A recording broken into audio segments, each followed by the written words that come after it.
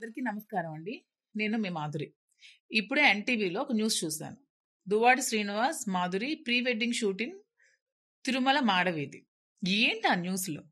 రాసే ముందు ముందు వెనక ఆలోచించుకొని రాయరా? నిజాలు రాయండి.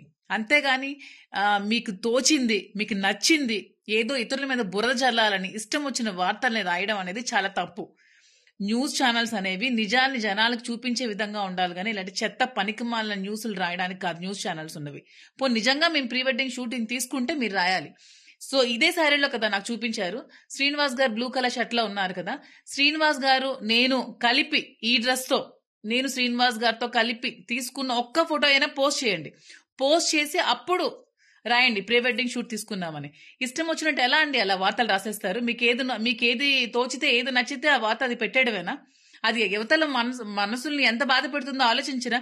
ఇది నా ఒక్క దానికి కాదు, చాలా మంది భక్తుల మనోభావాలను దెబ్బతీసే వ్యాఖ్యానాలు చేశారు మీరు. ఇవి చాలా తప్పు. ఇలాంటి తప్పుడు ప్రచారాలు మీరు చేయకండి. నేను అంటే మీద చాలా చట్టపరమైన చర్యలు ఖచ్చితంగా తీసుకుంటాను. ఇది నిజంగా అయితే మీరు నిజంగా ప్రూవ్ చేయండి. నేను ఏ శిక్ష వేసినా దానికి రెడీగా ఉంటాను. ఎదుర్కోగలిగితే దువ్వాడ శ్రీనివాస్ గారిని ధైర్యంగా ఎదుర్కోండి.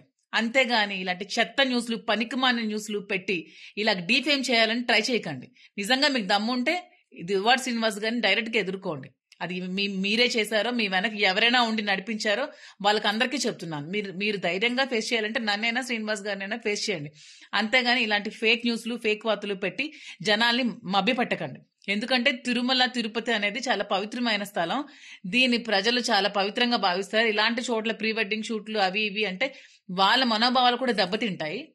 నేను నమ్ముకున్న దైవం, నా ఇష్ట ఆరాధ్య దైవం తిరుమల తిరుపతి వెంకటేశ్వర స్వామి నాకు చాలా ఇష్టమైన దైవం.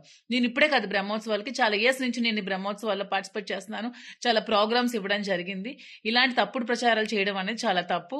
ఇవి మీరు ఖచ్చితంగా బ్యాక్ తీసుకోవాలి.